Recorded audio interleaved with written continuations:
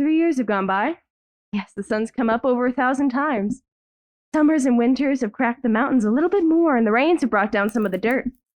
Some babies that weren't even born before have begun talking regular sentences already, and a number of people who thought they were right young and spry have noticed that they can't bound up a flight of stairs like they used to, without their heart fluttering a little. All that can happen in 1,000 days. Nature's been pushing and contriving in other ways, too. A number of young people found love and got married.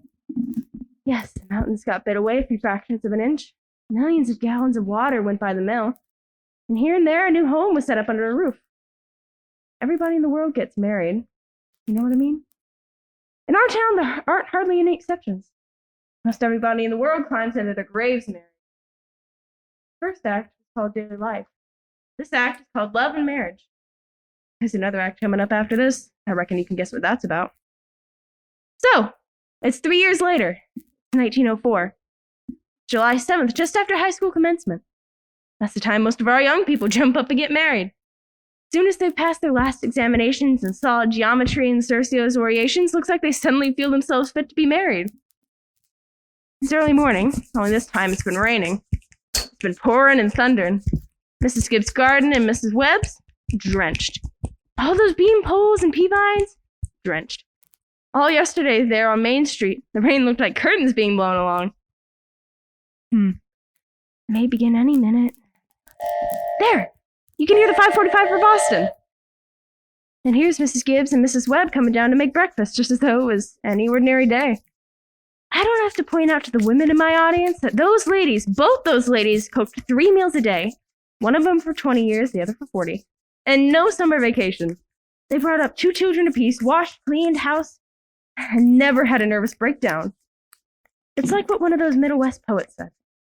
You've got to love life to have life, and you've got to have life to love life. It's what they call a vicious cycle. Here comes Cy Crowell delivering the papers like his brother before him. Morning. Morning, Cy. Anything in the papers I ought to know? Nothing much. It's that we're losing about the best baseball pitcher at Grover's Corner ever had. George Gibbs. I reckon he is. He could hit and run bases too. Yep, mighty fine ball player. Yes, sir, that's the way it goes. Back in '84, we had a player, Cy. Even George Gibbs couldn't touch him. Name of Hank Todd. Went down to Maine to become a parson. Wonderful ball player. I don't see how he could give up a thing like that just to get married. Well, Ma, day has come. We losing one of your chicks. Frank Gibbs, don't you say another word. I feel like crying every minute. Sit down and drink your coffee. The groom's there shaving himself, only they're not off to shave. Whistling and singing like he's glad to leave us. Every now and then he says, I do to the mirror. But it don't sound very convincing to me. I declare, Frank, I don't know how he'll get along. I've arranged his clothes and seen to he's put warm things on. Frank, they're too young. Emily won't think of such things. He'll catch his death of a cold within a week. I was remembering my wedding morning, Julia. Now, don't start that, Frank Gibbs. I was a scared sink fella in Salem, New Hampshire. I thought I'd make a mistake for sure. When I saw you coming down that aisle, I thought you were the prettiest girl I'd ever seen. But the only trouble is that I never seen you before. There I was in Gristmill Church, marrying a total stranger. And how do you think I felt? Frank, weddings are perfectly awful things. Farces, that's what they are. Here, I've made something for you. Why, Julia Hershey, French toast? Tain't hard to make, and I had to do something. How'd you sleep last night, Julia? Well, I heard a lot of the hours struck off. Yes, I get shocked every time I think of George not to be a family man. That great gangling thing. I told Julia that I think so terrifying in the world as a son. The relationship of father and son is the darndest, awkwardest. Well, mother and daughter ain't no picnic, let me tell you. They have a lot of trouble, I suppose. But that's none of our business. Everybody has right to their own troubles. Yes, people are meant to go through life 2 by 2. Tain't natural to be lonesome. Julia, do you know one who I was scared of when I first married you? Oh, go along with you. I was afraid we would have material for conversation more than that was a few weeks. Oh my. I was afraid we're not ending our meals in silence. That's a fact. Well, you and I have been conversing for 20 years now, without any noticeable barren spells. Well, good weather, bad weather. Tain't very choice, but I always find something to say. Did you hear Rebecca stirring around upstairs? No. Only did the Rebecca's managing everybody's business up there. She's hiding in a room. I got the impression she's crying. Oh, Lord sakes, this has got to stop. Rebecca! Rebecca! Come downstairs and get your breakfast. Good morning, everybody. Only 5 more hours to live. George Gibbs, where are you going? Just stepping across the grass to see my girl. Now, George, put on your overshoes. It's raining torrents. You don't go out of this house unless you're prepared for it. Oh, Ma, it's just a step. George, you'll catch your death of a cold and cough all through the service. George, do as your mother tells you. From tomorrow on, you can kill yourself in all weathers. But while you're living in my house, you'll live wisely, thank you. Maybe Mrs. Webb isn't used to callers at 7 in the morning. Here, take a cup of coffee first. Be back in a minute.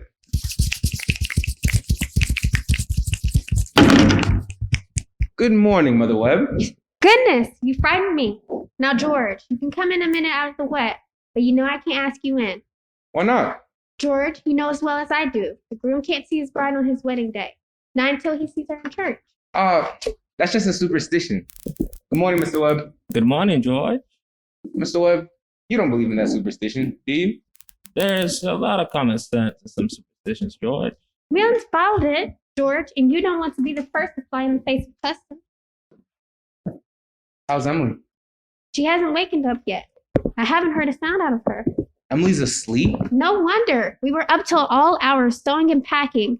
Now I'll tell you what I'll do. You sit down here a minute with Mr. Webb and drink this cup of coffee. And I'll go upstairs and see she doesn't come down and surprise you. There's some bacon too. But don't be long about it. Well, George, how are you? Oh, fine. I'm fine. Mr. Webb, what sense could there be in a superstition like that? Well, you see, on her wedding morning, a girl's head's apt to be full of clothes and one thing and another. Don't you think that's probably it? Yeah, I never thought of that. A girl's apt to be mighty nervous on her wedding day. I wish a fellow could get married without all the marching up and down. Every man that's ever lived has felt that way about it, George, but it hasn't been any use. It's the women folk who built up the weddings, my boy. For a while now, the women have it all their own. A man looks pretty small at a wedding, George. All those good women standing shoulder to shoulder, making sure that the knot's tied in a mighty public way. But you believe in it, don't you, Mr. Webb? Oh, yes. Don't you misunderstand me, my boy. Marriage is a wonderful thing. Wonderful thing. And don't you forget that, George. No, sir. Mr. Webb, how old were you when you got married? Well, you see, I'd been to college and taken a little time to get settled. But Mrs. Webb, she wasn't much older than what Emily is. Oh, age hasn't much to do with it, George. Not compared with other things.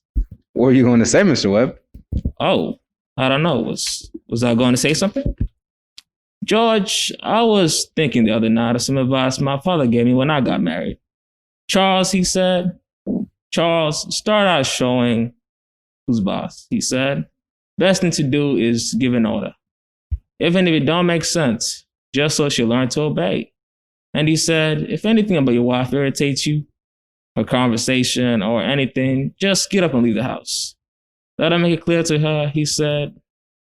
And oh yes, he said, never let your wife know how much money you have. Never. Well, Mr. Webb, I don't think I could. So I took the opposite of my father's advice, and I've been happy ever since. And let that be a lesson to you, George, never to ask advice on personal matters. George, are you going to raise chickens on your farm? What? Are you going to raise chickens on your farm? Uncle Luke's never been much interested, but I thought that... A book came into my office the other day, George, on the Phyllis system of raising chickens. I want you to read it. I'm thinking of beginning in a small way in the backyard, and I'm going to put an incubator in the cellar. Charles, are you talking about that old incubator again? I thought you two be talking about things worthwhile. Well, Myrtle, if you want to give the boys some good advice, I'll go upstairs and leave you alone with them. George, Emily's got to come downstairs and eat her breakfast. She sends you her love, but she doesn't want to lay eyes on you. Goodbye. Goodbye. Myrtle, I guess you don't know about that older superstition. What do you mean, Charles? Since the caveman, no bridegroom should see his father-in-law on the day of the wedding. or near it. Now I remember that. Thank you very much, Mr. and Mrs. Webb. Now I have to interrupt here again. You see, we want to know how all this began, this wedding, this plan to spend a lifetime together. I'm awfully interested in how big things like that begin. You know how it is. You're 21 or 22 and you make some decisions and then whoosh, you're 70 and you've been a lawyer for 50 years and the white-haired lady at your side has eaten over 50,000 meals with you. How do such things begin? George and Emily are going to show you now the conversation they had when they first knew that, as the saying goes, they were meant for each other. But before they do it, I want you to try and remember what it was like when you were very young. And particularly the days when you were first in love, when you were like a person sleepwalking. You didn't quite see the street you were in, didn't quite hear everything that was being said to you. You're just a little bit crazy. Will you remember that, please? Now they'll be coming out of high school at 3 o'clock. George has just been elected president of the junior class, and as this June, that means he'll be president of the senior class all next year. And Emily's just been elected secretary and treasurer. I don't have to tell you how important that is. Yep, they're coming down Main Street now. Bye. Emily. Goodbye. I can't, Louise. I've got to go home. Goodbye. Oh, Ernestine, can you come over tonight and do Latin? Isn't that Cicero the worst thing? Tell your mother you have to. Oh, goodbye, Helen. Goodbye, Fred. Can I carry your books home for you, Emily? Why, thank you. It isn't far. Excuse me a minute, Emily. Say, Bob, if I'm a little late, start practice anyway. And give Herb some long high ones. Goodbye, Lizzie. Goodbye, Lizzie. I'm awfully glad you were elected too, Emily. Thank you. Emily, why are you mad at me? I'm not mad at you. You've been treating me so funny lately. Well, since you asked me, I might as well say it. George. Oh, goodbye, Miss Corcoran. Goodbye, Mr. Corcoran. Bye. What is it? I don't like the whole change that's come over you in the last year. I'm sorry if it hurts your feelings, but I've got to tell the truth and shame the devil. A change? What do you mean? Well, up to a year ago, I used to like you a lot, and I used to watch you as you did everything, because we'd been friends so long. And then you started spending all your time at baseball, and you never stopped to speak to anybody anymore. Not even to your own family. You didn't. And George, it's a fact. You've gotten awfully conceited and stuck up. All the girls say so. They may not have to say it to your face, but that's what they say about you behind your back, and it hurts me to hear them say it. But I've got to agree with them a little. I'm sorry if it hurts your feelings, but I can't be sorry I said it. I'm glad you said it, Emily. I never thought that such a thing was happening to me. I guess it's hard for a fellow not to have some faults creep into his character. I always expect a man to be perfect, and I think he should be. Oh. I don't think it's possible to be perfect, Emily. Well, my father is, and as far as I can see, your father is. There's no reason on earth why you shouldn't be too. Well, I feel it's the other way around. That men aren't naturally good, but girls are. We might as well know right now that I'm not perfect. It's not as easy for a girl to be perfect as a man, because we girls are more nervous. No, I'm sorry I said all that about you. I don't know what made me say it. Emily, Now I can see that it's not the truth at all, and I suddenly feel that it isn't important anyway. Emily, would you like an ice cream soda or something before you go home? Well, thank you. I would. Hello, Stu. How are you? Good afternoon, Mrs. Slocum. Hello, George. Hello, Emily. What do you have? What, Emily? What have you been crying about? Oh, she just had an awful scare, Mrs. Morgan. She almost got run over by that old hardware store wagon. Everybody says Tom Hutchin drives like a crazy man. Well, now, you take a drink of water, Emily. You look all shook up. I tell you gotta look both ways before you can cross Main Street these days. Gets worse every year. What do you have? I'll have a strawberry phosphate. Thank you, Miss Morgan. No, Emily. Have an ice cream soda with me. 2 strawberry ice cream sodas, Mrs. Morgan. 2 strawberry ice cream sodas. Yes, sir. Yes, sir. There are 125 horses in Grover's Corners this minute I'm talking to you. State Inspector was in here yesterday. And now they're bringing in those automobiles, and the best thing to do is just to stay home. I can remember when a dog could go to sleep all day in the middle of Main Street and nothing could come along to disturb him. There they are. Enjoy them. Yes, Mrs. Ellis, what can I do for you? They're so expensive. No. Don't you think of that. We're celebrating our election. And then, do you know what else I'm celebrating? No? I'm celebrating because I've got a friend who tells me all the things that ought to be told to me. George, please don't think of that. I don't know why I said it. It's not true. No, Emily, you stick to it. I'm glad you spoke to me like you did. But you'll see. I'm going to change so quick. You bet I'm going to change. And Emily, I want to ask you a favor. What? Emily, if I go away to State Agriculture College next year, will you write me a letter once in a while? I certainly will. I certainly will, George. It certainly seems like being away 3 years would get out of touch with things. Maybe letters from Grover's Corners wouldn't be so interesting after a while. Grover's Corners isn't a very important place when you think of all New Hampshire, but I think it's a very nice town. The day wouldn't come when I wouldn't want to know everything that's happening here. I know that's true, Emily. Well, I'll try to make my letters interesting. You know, Emily, whenever I meet a farmer, I ask him if he thinks it's important to go to agriculture school to be a good farmer. Wait, George. Yeah, and some of them even say it's a waste of time. You can get all those things anyway out of the pamphlets the government sends out. And Uncle Luke's getting old. He's about ready for me to start in taking over his farm tomorrow if I could. My. And like you say, being gone all that time, in other places, meeting other people, gosh, if anything like that can happen, I don't want to go away. I guess new people aren't any better than the old ones. I'll bet they almost never are. Emily, I feel that you're as good a friend as I've got. I don't need to go and meet other people in other towns. But George, maybe it's very important for you to go and learn all about cattle judging and soils and those things. Of course, I don't know. Emily, I'm going to make up my mind right now. I won't go. I'll tell Pa about it tonight. Wait, George, I don't see what you have to decide right now. It's a whole year away. Emily, I'm glad you spoke to me about that fault in my character. What you said was right, but there was one thing wrong in it. And that was when you said that for a year, I wasn't noticing people. And you, for instance. Why, you say you were watching me when I did everything. I was doing the same about you all the time. Why, sure. All I thought about you was one of the chief people I thought about. I always made sure where you were sitting on the bleachers and who you're with. And for 3 days now, I've been trying to walk home with you, but something's always gotten in the way. Yesterday, I was standing over against the wall waiting for you, and you walked home with Mrs. Corcoran. George, life's awful funny. How could I have known that? Why, I thought... Listen, Emily, I'm going to tell you why I'm not going to agriculture school. I think that once you found a person that you're very fond of, I mean a person who's fond of you too, and likes you enough to be interested in your character, well, I think that's just as important as college is, and even more so. That's what I think. I think it's awfully important too. Emily? Yes, George? Emily, if I do improve and make a big change, would you be, could you be? I am now. I always have been. So I guess this is an important talk we've been having.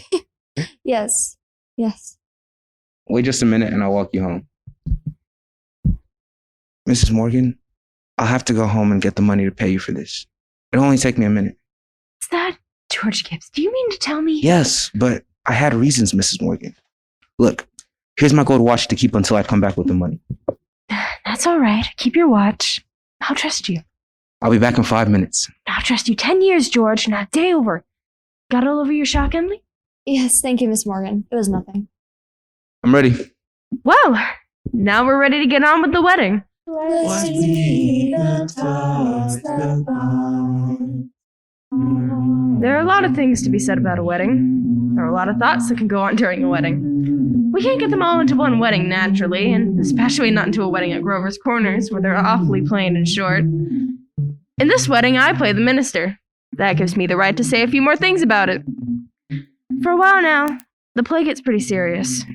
You see, some churches say that marriage is a sacrament. I don't quite know what that means, but I can guess. Like Mrs. Gibbs said a few minutes ago, people were made to live 2 by 2. This is a good wedding, but people are so put together that even at a good wedding, there's a lot of confusion way down deep in people's minds, and we thought that ought to be in our play, too. The real hero of the scene isn't on stage at all, and you know who that is. It's like what one of those European fellas said. Every child born into the world is nature's attempt to make a perfect human being. Well, we've seen nature pushing and contriving for some time now. We all know that nature is interested in quantity, but I think she's interested in quality too. And don't forget all the other witnesses at this wedding. The ancestors. Millions of them. Most of them set out to live 2 by 2 too. Millions of them. Well, that's my sermon. It wasn't very long anyway. I don't know why on earth I should be crying. I suppose there's nothing to cry about. It came over me at breakfast this morning. There was Emily eating her breakfast as she's done for 17 years, and now she's going off to eat in someone else's house. I suppose that's it. And Emily, she suddenly said, I can't eat another mouthful, and she put her head down on the table, and she cried. Oh, I've got to say it. You know, there's something downright cruel about sending our girls out into marriage this way. I hope some of her girlfriends have told her a thing or two. It's cruel, I know, but I couldn't bring myself to say anything. I went into it blind as a bat myself. The whole world's wrong. That's what's the matter. Here they come. Oh, we all know what you're thinking, George. Disgrace the team, big boy. All right. That'll do. That's enough of that. There used to be an awful lot of that kind of thing at weddings in the old days. Rome and later. We're more civilized now, so they say. George, what's the matter? Ma, I don't want to grow old. Why's everybody pushing me so? Why, George, you wanted it. No, Ma, listen to me. No, George, you are a man now. Listen, Ma, for the last time I ask you, all I want to do is to be a fella. George, if anybody should hear you. Now stop. Why, I'm ashamed of you. What? Where's Emily? George, you just gave me such a turn. Shut up, Ma. I'm getting married. Let me catch my breath a minute. Now, Ma, you save Thursday nights. Emily and I are coming over to dinner every Thursday night. You'll see. Ma, what are you crying for? Come on. We've got to get ready for this. I never felt so alone in my whole life. And George over there looking so... I hate him. I wish I were dead. Papa? Papa! Emily? Now, don't get upset. But Papa, I don't want to get married. Shh.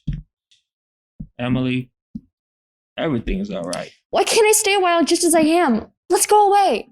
No, Emily. Now stop and think a minute. Don't you remember what you used to say? All the time you used to say, all the time, that I was your girl. There must be lots of places we can go. I'll work for you. I could keep house. Shh. You mustn't think of such things.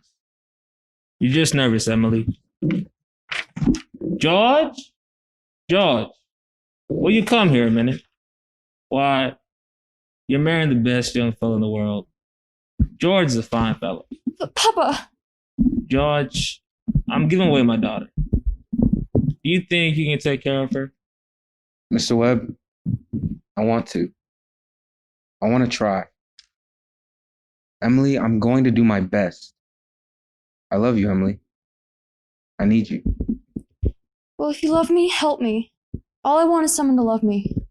I will, Emily. Emily, I'll try. And I mean forever, do you hear? Forever and ever. Come. They're waiting for us. Now you know it'll be all right. Come quick. Do you, George, take this woman, Emily, to be your wedded wife, to have and to hold in sickness and health, in good times and woe, for richer or poorer, keeping yourself solely unto her for as long as you both shall live? Don't you? Doesn't she make a lovely bride? I do. Do you, Emily, take this man George to be your wedded husband, to have and to hold in sickness and health, in good times and woe, for richer or poorer, keeping yourself solely unto him for as long as ye both shall live? I think it's lovely. I do.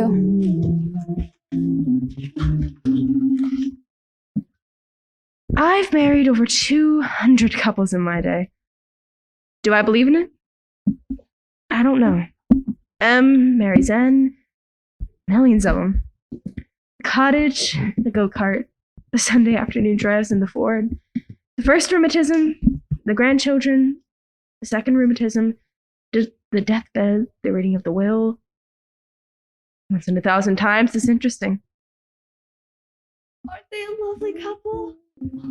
I've never been to such a nice wedding. I'm sure they'll be happy. I always say, happiness, that's the great thing.